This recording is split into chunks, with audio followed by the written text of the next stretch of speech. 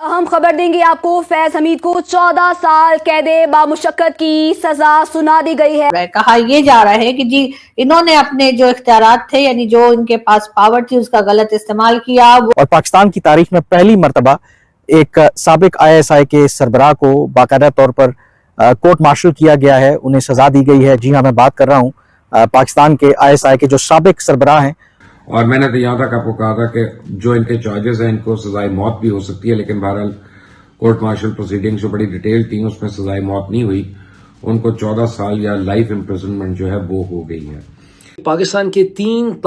मौजूदा पाकिस्तान की तीन ताकतवर अशखास और शख्सियात ऐसी हैं जिन्होंने जनरल फैज़ हमीद से अपना बदला लिया है। उसमें सबसे इम्पोर्टेंट तो ऑफ कोर्स पाकिस्तान के कमांडर इन चीफ, पाकिस्तान के फील्ड मार्शल, पाकिस्तान के commander of the defence forces general Asim Munir हैं, जिनके जहन में हमेशा से ये था कि फैज़ हमीद उनके कंपेटिटर हैं। वो बुनियाद हो गई और इसका पैरा बहुत आगे तक जाएगा। अभी मजीद केसेस बाकी हैं। आज जो फैसला सुनाया गया उसको आप किस तरह से देखते हैं, और पाकिस्तान की तारीख में ये बड़ा फैसला है अपनी नजर में भी? मुझे एक बात बताएं, आप समेत सारा मुल्क लगा हुआ है, ये आजमाए हुए बार बार आजमाए हुए सियासतदानों से नफरत और मायूसी के सिवा कुछ भी नहीं है। फिर हसन निसार साहब, बात वहीं आ गई ना कि गाली और नफरत, जवाब में भी तो गाली और नफरत ही आएगी ना, तो ये तो तफरीक और तकसीम कहीं आगे बढ़ जाएगी।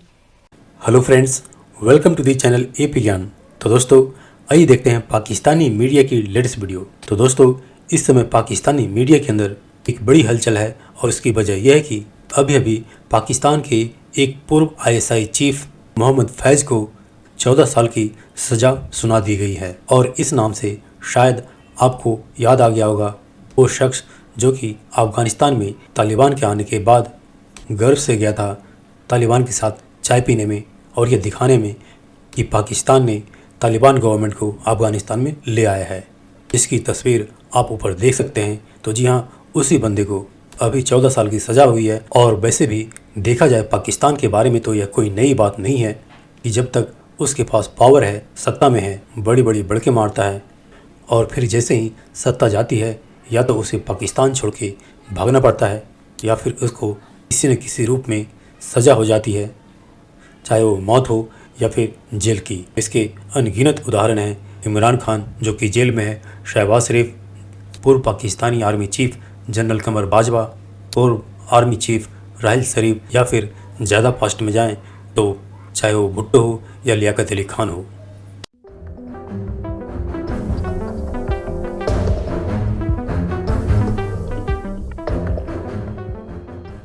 आज 11 दिसंबर 2025 है। इस वक्त की बिलाशुबा सबसे बड़ी, सबसे अहम जो डेवलपमेंट है वो वही है जहां ISPR ने थोड़ी देर पहले ये ऐलान किया कि फॉर्मर DG ISI director general inter services intelligence general Faiz Hameed को एक मिलिट्री अदालत ने, फील्ड जनरल कोर्ट मार्शल ने 14 बरस की सजा सुनाई है। पाकिस्तान के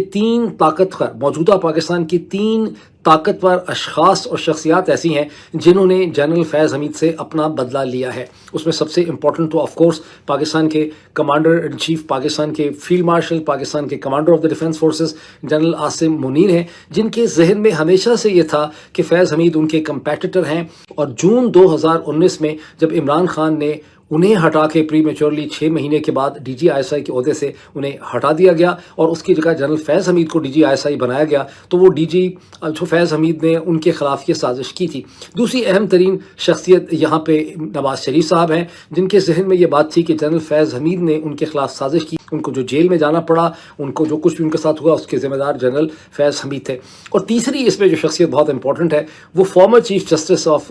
पाकिस्तान सुप्रीम कोर्ट, जब पाकिस्तान सुप्रीम कोर्ट को आप सुप्रीम कोर्ट कह सकते थे, उस वक्त काजी फायज ईसा हैं, जिनके जहन में ये था कि 2017 का जो डिसीजन उन्होंने लिखा वो काजी फायज, वो बेसिकली हम जनरल फैज़ हमीद के ख़िलाफ़ था। और उनके ख़िलाफ़ जो रेफरेंसेस बाद में दायर किए गए, जब उनके बरतानिया के 2, 2.5, 3 अपार्टमेंट जो हैं वो निकल आए, जो उन्होंने छुपा के रखे हुए थे, पोशीदा थे, तो उसकी तमाम तर तहकीक की है और उन रेफरेंसेस के पीछे भी जनरल फैज़ हमीद हैं। अब जनरल फैज़ हमीद को, अगर पाकिस्तान एक नॉर्मल कंट्री हो तो होना ये चाहिए कि पाकिस्तान की फ़ौज के जर्नलों को और ख़ास करके जो DG ISIs हैं उन्हें अदालतें इस चीज़ पे सज़ा दें कि उन्होंने सिविलियन हुकूमतों के ख़िलाफ़ साजिश की, सिविलियन हुकूमतों को गिराया, आर्मी चीफ के अहकामात के ऊपर उसके साथ मिल के उन्होंने पाकिस्तान के आइन को सबवर्ट किया اور سویلین الیکٹڈ حکومتوں کی اجازت کے بغیر بیرونی ممالک انکلوڈنگ ہندوستان میں انہوں نے دہشت گردی کروائی، جس سے پاکستان کے خارجہ تعلقات خراب ہوئے، پاکستان کا دنیا کے سامنے امیج جو ہے وہ ڈسٹرائے ہوا۔ دوسرا یہ ہے کہ انہوں نے آفیشل سیکرٹ ایکٹ کی وائلیشن کی، جس کے نتیجے میں ریاست کے مفادات کو نقصان پہنچا۔ تیسرا یہ ہے کہ اپنے سرکاری جو ان کے اختیارات تھے اس سے انہوں نے ریسورسز کا غلط استعمال کیا۔ اور چوتھا یہ ہے کہ انہوں نے ایک پرائیویٹ شخص جو ہے، میرا خیال ہے وہ بزنس مین معیز ہیں، جن کی کمپلین جو ہے وہ قاضی فائز عیسیٰ صاحب کی عدالت میں پہنچائی گئی تھی، ان کو انہوں نے نقصان پہنچایا۔ اس کی پازیٹیو پہلو کیا ہے، جہاں اس میں ایک سیڈ مومنٹ ہے پاکستان کی فوج کے لیے، کیونکہ اب کٹا کھل گیا ہے، اور پازیٹیو سائڈ اس کی یہ ہے کہ کٹا کھل گیا ہے، جو آج تک ایک بندھن تھا، جو ایک رکاوٹ تھی، جو ایک ہیزیٹیشن تھی کہ جرنیلوں کا ٹرائل نہیں ہو سکتا، ان کو سزا نہیں مل سکتی، اور مجھے بہت امید ہے کہ آنے والے سالوں میں پاکستانی فوج کے بعد سے اور جرنیلوں کو اسی طرح سے عدالتیں، ادھر کی عدالت ہو ادھر کی عدالت ہو، ان کو اسی طرح سے سزا دے گی، اور وہ زیادہ سیریس قسم کے چارجز ہوں گے۔ بنیادی طور پہ دو سیٹس آف ڈیولپمنٹس ہیں۔